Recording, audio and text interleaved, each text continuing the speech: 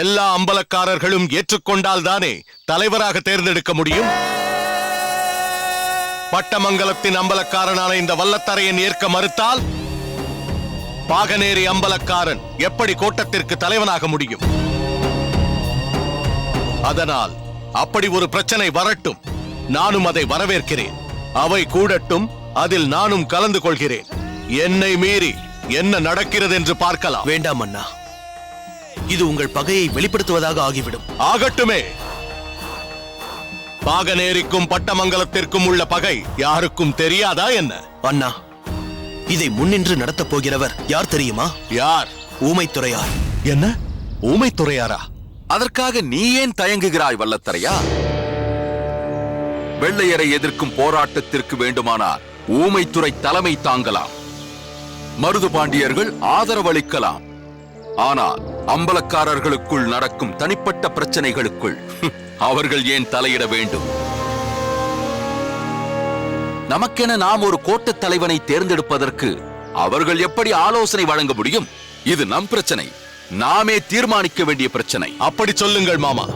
இப்பொழுது எனக்கு அவர்களை பற்றி கூட சிந்தனை இல்லை. இந்த வைரமுத்தனை பற்றித்தான் கவலையாக இருக்கிறது. ஏன்? பட்டமங்கலத்தில் பிறந்த இவன் பாகனேரிக்கு ஆதரவாக இருக்கிறானே. அதுதான் எனக்கும் புரியவில்லை.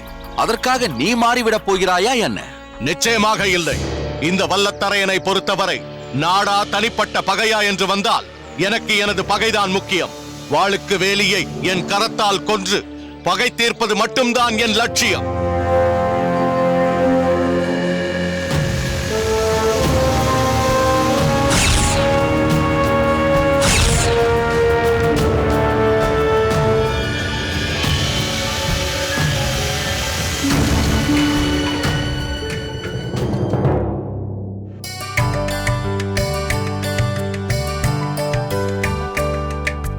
மல்லிகா, ஐயா, நம் பணியாட்கள் எல்லோரையும் அழைத்து சீர்வரிசைகளை எடுத்து உள்ளே வைக்க சொல். சரிங்க ஐயா.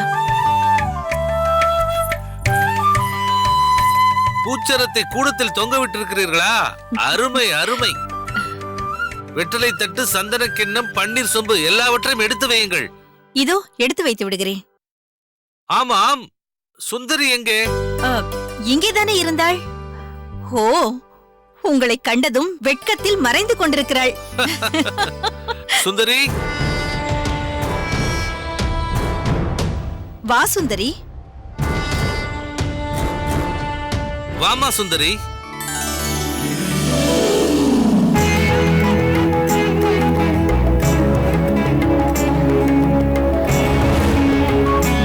உன்னை நினைத்து நாங்கள் எவ்வளவு மகிழ்ச்சி அடைகிறோம் தெரியுமா?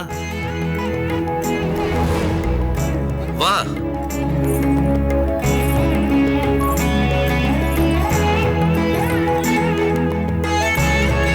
நீ உனக்கு தகுதியானவரை தானே தேர்ந்தெடுத்திருக்கிறாய். அவரும் உன்னை காந்தர்வ மனம் புரிந்து கொண்டு தன் பெருமையை உயர்த்தி கொண்டிருக்கிறார். இதில் வெட்கப்பட என்ன இருக்கிறது? அப்படி சொல்லுங்கள். அந்த செய்தி வந்ததிலிருந்து நான் எவ்வளவு மகிழ்ந்து கொண்டிருக்கிறேன் தெரியுமா?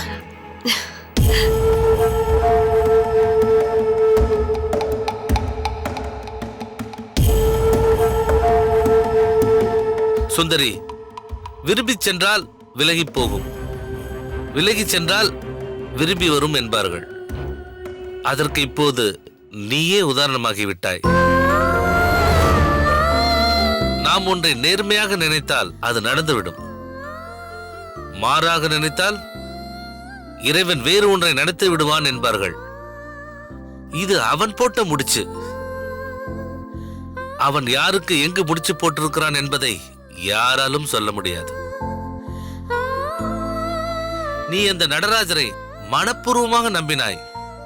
அவர் உனக்கு அற்புதமான வாழ்க்கையை தேடி தந்து விட்டார். எல்லாம் தங்களுடைய ஆசைதான் மாமா. அத்தை, இருவரும் இணைந்து நெல்லுங்கள். எனக்கு ஆசை அருளுங்கள். வாமா சுந்தரி. எல்லா வளமும் பெற்று நிறைவோடு வாழ்வாயாக.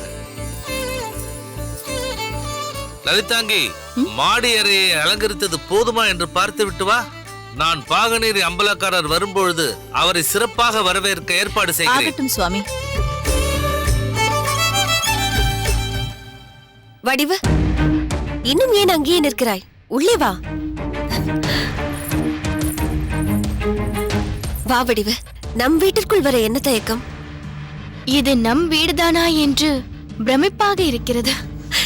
நம் வீடே தானடி இன்று என் வாழ்வில் ஏற்பட போகும் மாற்றத்திற்கு அடையாளம். ஆம் வடிவு,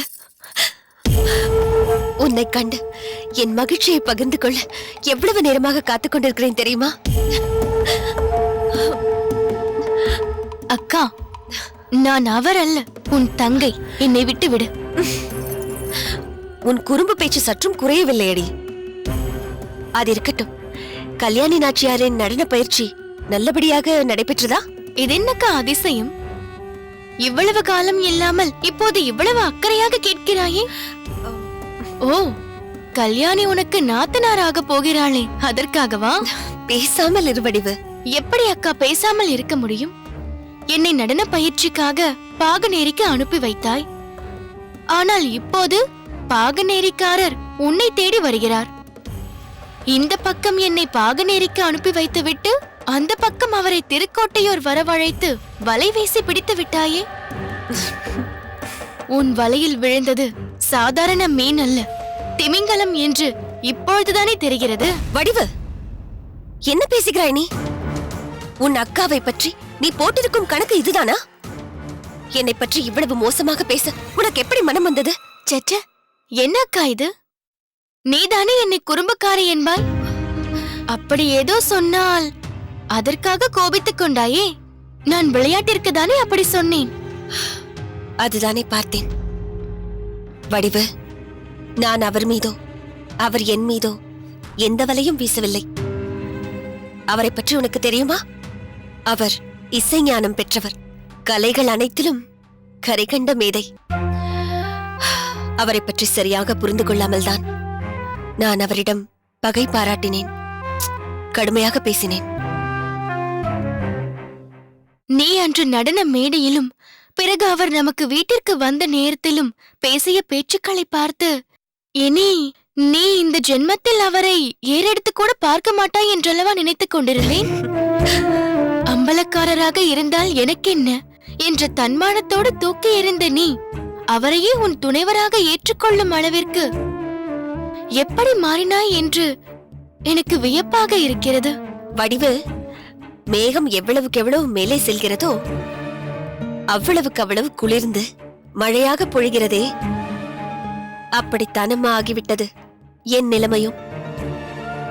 அவரை எந்த அளவிற்கு ஆவேசமாக கடிந்து பகை பாராட்டினேனோ அந்த அளவிற்கு அவரது சிறப்பை உணர்ந்து அன்பு பாராட்டி அவரிடம் சரணடைந்து விட்டேன். அதுதான் அக்கா, எனக்கு ஆச்சரியமாக இருக்கிறது. இந்த அளவிற்கு நீ மாற என்ன காரணம்? இதற்கு நான் விடை சொல்ல வேண்டுமானால் முதலில் நான் கேட்கப் போகும் கேள்விக்கு நீ விடை சொல்ல வேண்டும். உன்னவர் எந்த நேரத்திலும் வந்துவிடுவார் என்ற சூழ்நிலையில் இப்படி கேள்வி பதில் எல்லாம் இப்போது தேவைதானா? உனது கேள்விக்கான விடையே அதில் தானடி இருக்கிறது. சரி, கேள். ஆடல் கலை சிறந்ததா, பாடற்கலை சிறந்ததா? ஆடற்கலைதான் சிறந்தது என்று 1000 முறை நீயே சொல்லி இருக்கிறாயே. ஆடல் இல்லாமல் கூட ஒருவரால் பாட முடியும். ஆனால் பாடல் இல்லாமல் ஒருத்தி ஆட முடியுமா? அதனால் பாடல்தான் சிறந்தது என்கிறாயா? ஆமாமடி, அவர் தன் பாடல் கலையில் மிகவும் சிறந்தவராக இருக்கிறார். அவர் பாடிய பாடலை கேட்டு நான் மெய்மறந்து போனேன். என்னை மறந்து ஆட ஆரம்பித்து விட்டேன். என் பாட்டிற்கு சுந்தரி நடனமாட முடியுமா என்று அவர் கேட்க, அது முடியும் என்று நான் நிரூபித்த போது அவர் என்னை தன்னுடையவள் ஆக்கிக் கொள்ளும் முடிவிற்கு வந்துவிட்டார். அந்த மாமனிதரிடம் மயங்கி நானும் என்னை அவருக்கு மனப்பூர்வமாக சமர்ப்பித்து விட்டேன்.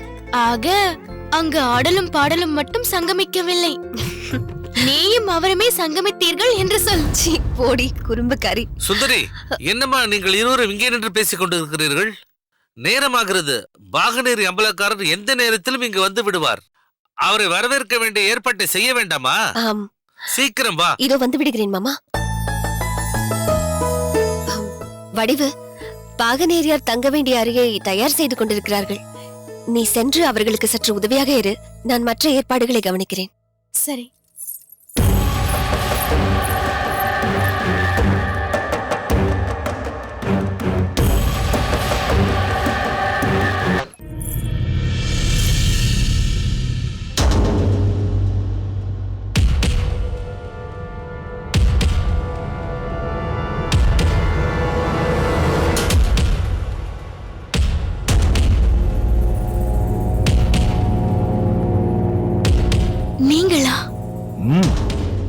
நான் தான்.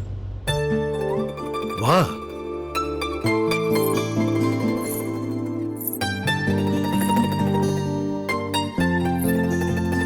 உட்கார், உட்கார்.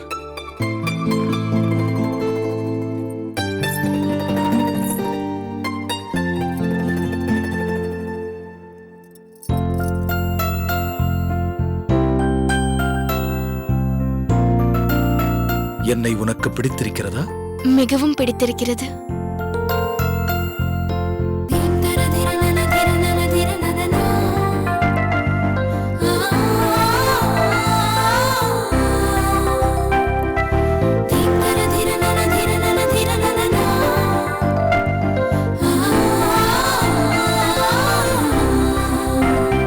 வடிவு,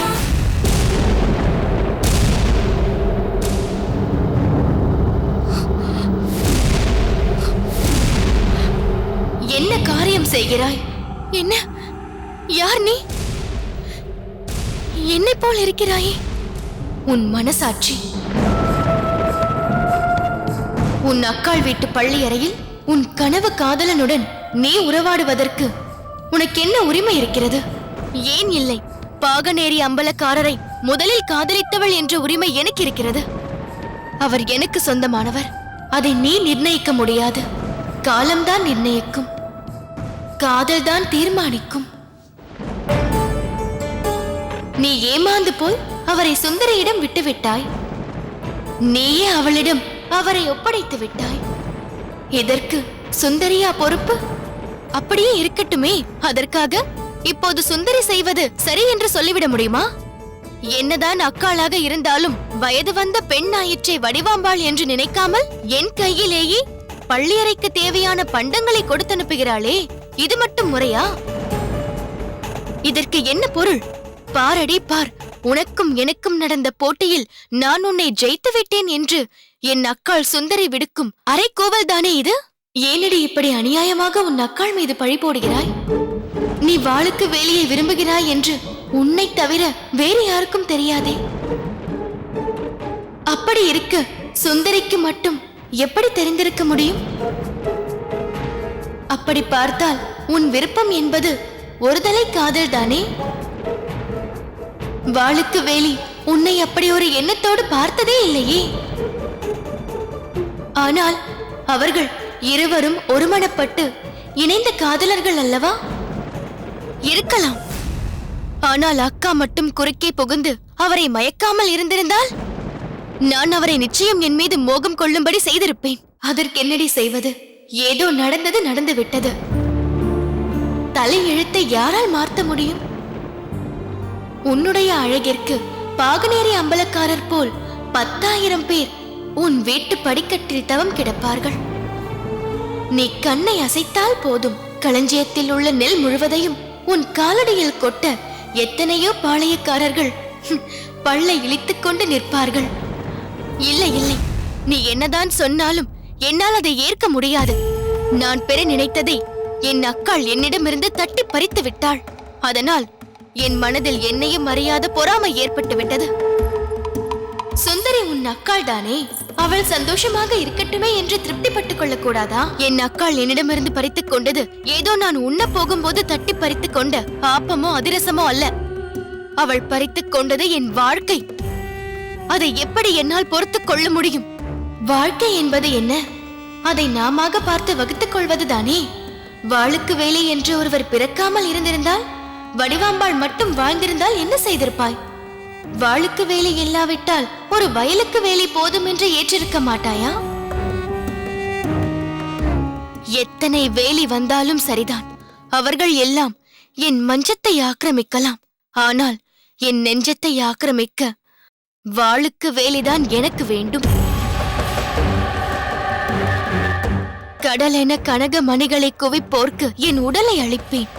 ஆனால் என் உள்ளத்து வேட்கையை தீர்க்க வாளுக்கு வேலிதான் வேண்டும்.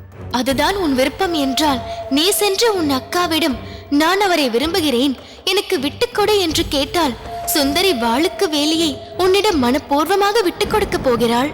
காதல் பிச்சையா? நான் சென்று கேட்க வேண்டுமா? என் ஆசையை கொன்று போட்ட என் அக்காளின் விருப்பத்திற்குரியவரை என் சரசங்களால் சாகசங்களால் வென்று காட்டுகிறேன். சரசம், சாகசம் யாரிடம்? உன் அக்காளிடமா? பெண்ணுக்கு பெண் இப்படியெல்லாம் நினைக்கலாமா? உடன் பிறந்தவள் மீதே வஞ்சம் கொள்ளலாமா? வேதனையில் வெந்து கொண்டிருப்பவளிடம் உபதேசமா?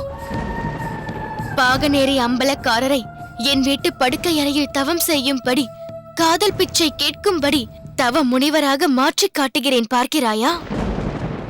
இல்லை என்றால் என் பெயர் வடிவாம்பாள் அல்ல. நான் சொல்லும் நியாயம் உனக்கு உபதேசமாக படுகிறது. உன் விருப்பம் பொருத்தமற்றது என்பதை நீ உணர்ந்து கொள்ள மறுக்கிறாய். இனி காலம்தான் உனக்கு பாடம் புகட்ட வேண்டும்.